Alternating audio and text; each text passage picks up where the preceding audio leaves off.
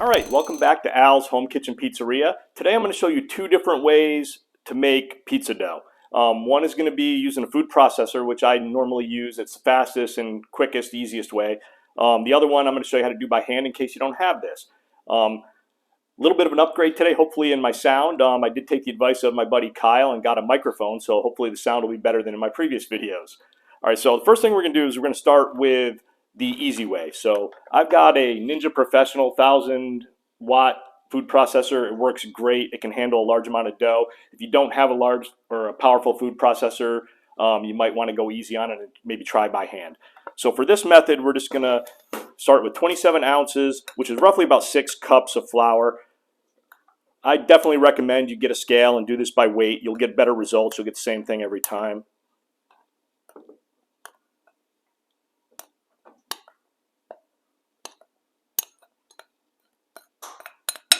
All right, so once we've got our flour into the food processor, we're simply just going to add the yeast on one side, the salt on the other, put the lid on, and we're going to pulse it for about 10 to 15 seconds just to kind of mix up the dry ingredients.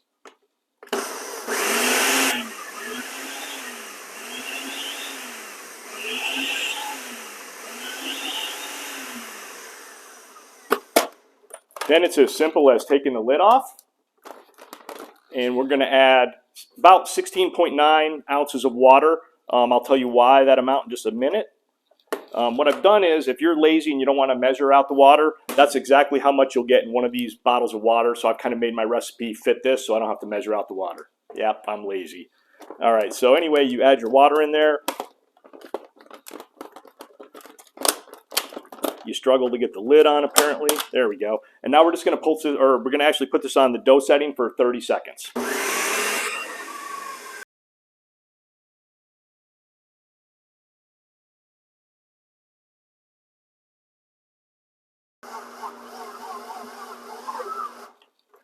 All right, so after about 30 seconds, you can see what it looks like. When it gets all kind of smooth and formed up like that, that's good enough because we're going to finish it by hand anyway.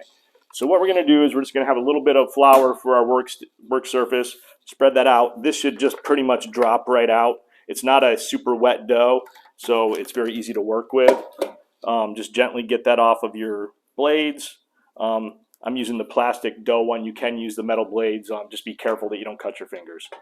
So now just a little bit of flour, not a lot. And then we're just going to do a little bit of kneading just to smooth it out. So just palm of your hand, push down in the middle, pull back, rotate, pull back, and just rotate it 90 degrees, pull towards you, and then push the middle out. You should only have to do this probably 5, 6, 7 times, not a whole lot. And you'll see it starting to smooth out pretty good there. So once you do that, just kind of push all the bottom together. Make sure a little flour's down, set that there. And now you can either put this in an oiled bowl and let it sit for about 10 minutes, or what I like to do is just take a bowl and set it over top of it like that, as long as the bowl's big enough, and we're going to let it rest for about 10 minutes. All right, so now that we've let this rest for about 10 minutes, it doesn't have to be exact. You'll know when the dough gets you can push into it and it stays indented a little bit, it's ready to go. So what we're going to do next is now this is where you're going to divide it up into the dough balls that you're going to use for your pizza. So this is entirely up to you what size you do. I normally divide it into about, this will make 3 15-ounce balls, but that's for probably a 15 to 16-inch pizza. If you want less, go ahead and divide it up however you want. So in this case, I'm going to kind of do it by feel here. You can use a scale or just weigh it by hand. So once you get it divided, you'll see that there's kind of a wet, sticky spot, and then this part is smooth. Put the sticky part away from you and just push everything together and pinch it there, and then rotate, and then squeeze in and pinch again. So all you're going to do is just keep pushing away from you until you get this all pinched together. What I like to do at this point is just kind of use my fingers like this and just kind of rotate and squeeze. You can put it on the table if you want, a little bit like that, but that's all there is to it. And then you can, once you get good at this, it only takes a couple of seconds. And then you'll have your dough balls ready to go. You can put them into oiled containers. Let them sit at room temperature for a couple of hours, or you can put them into the refrigerator and use them a couple days later for even better flavor. That's all there is to it. Now we'll do the old-fashioned way and have some fun. All right, so now we're gonna have fun. This gets really messy. Just think back to when you were a kid. You would have loved getting messy like this. So don't let being an adult ruin your fun with this. You're gonna get messy. It's gonna be sticky. It's gonna be dough everywhere. It's all right. You're gonna enjoy it. So in this case, we're gonna do things a little bit backwards. We're gonna add our room temperature water first. So it's the same 16.9 ounces of flour, roughly about 2¼ cups if you want to measure it out, just above the 2 line. Then we're gonna add our salt in.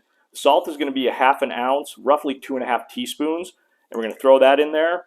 And then entirely up to you. You can use a spoon or you can just use your fingers. We're just going to mix that all up until all the salt is dissolved.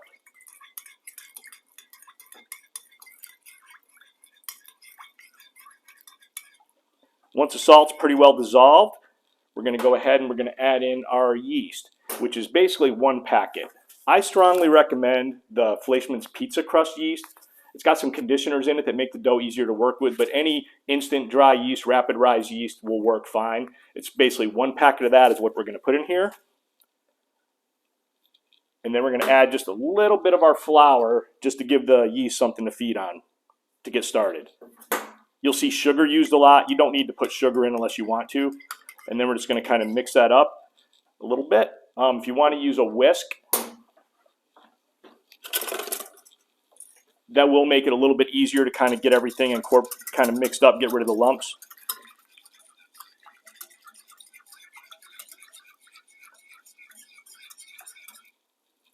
All right, in the sink we go with that.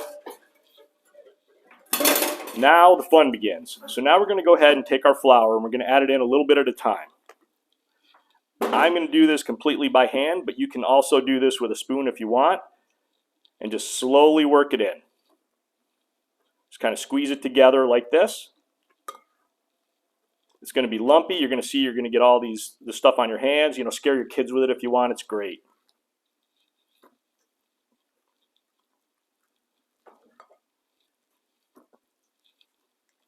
Also recommend just using 1 hand for this. It'd be easier with 2 hands, but then you don't have a clean hand to do anything else with.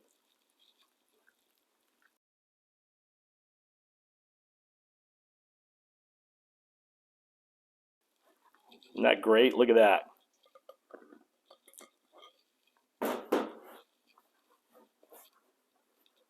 Once you get to this point, if you want to use your other hand and just gently get that off there and you can start working it with both hands, it's a little bit easier.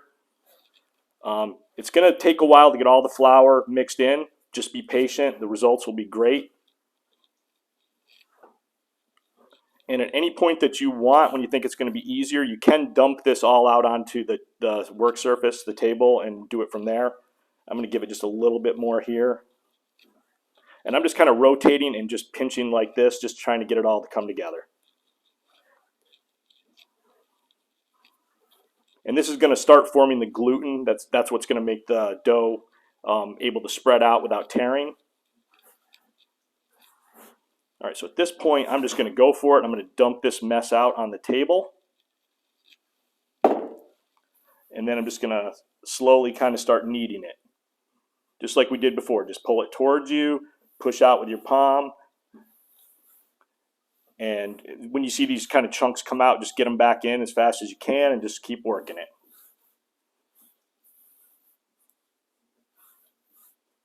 See, I told you this was going to be fun.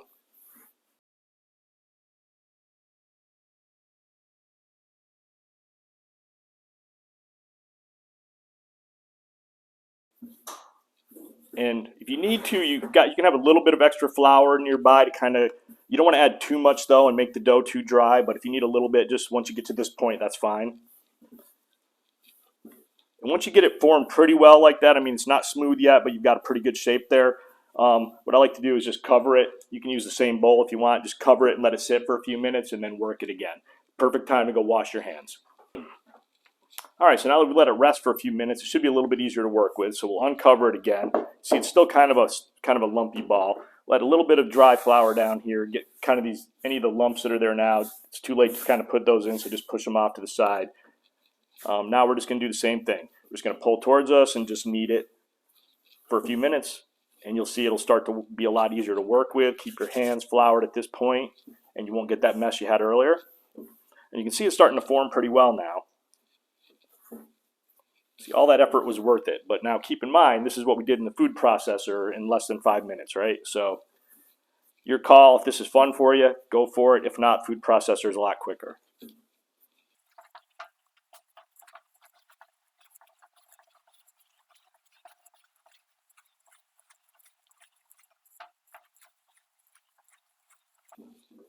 All right, you can see we got a nice, pretty smooth ball there now. So we're going to do the same thing we did before. We're going to cover it and let it sit for 10 minutes, and then we'll divide it up into balls. All right, so we've given it a little bit of time to rest and kind of, it'll be a lot easier to work with now. We're going to go ahead and take the cover off of it. Get a little bit of flour here. You don't want to get too much, but just enough to keep it from sticking. Sprinkle a little bit on top if you want. And now we're going to go ahead and do the same thing we did before. Divide it up into whatever size dough balls you want. Again, I'm just going to kind of go into thirds here. You can do however you like. And then same thing as before. Find the smooth side, fold away from you, pinch, fold away, pinch, and then kind of grab it all together and just kind of spin it and pinch. If you want to put it down and do this, that'll kind of help smooth it out a little bit as well. And now again, we're going to let these sit covered for a couple of hours, and then you can use them or put them in the refrigerator and use them the next day or a couple days later. It's a lot better if you refrigerate them and use them later, but if you do that, make sure you take them out of the refrigerator an hour, hour and a half before you plan to use it to let it come back to room temperature. And that's all there is to it. If you enjoyed yourself today, go ahead and make sure to subscribe and like.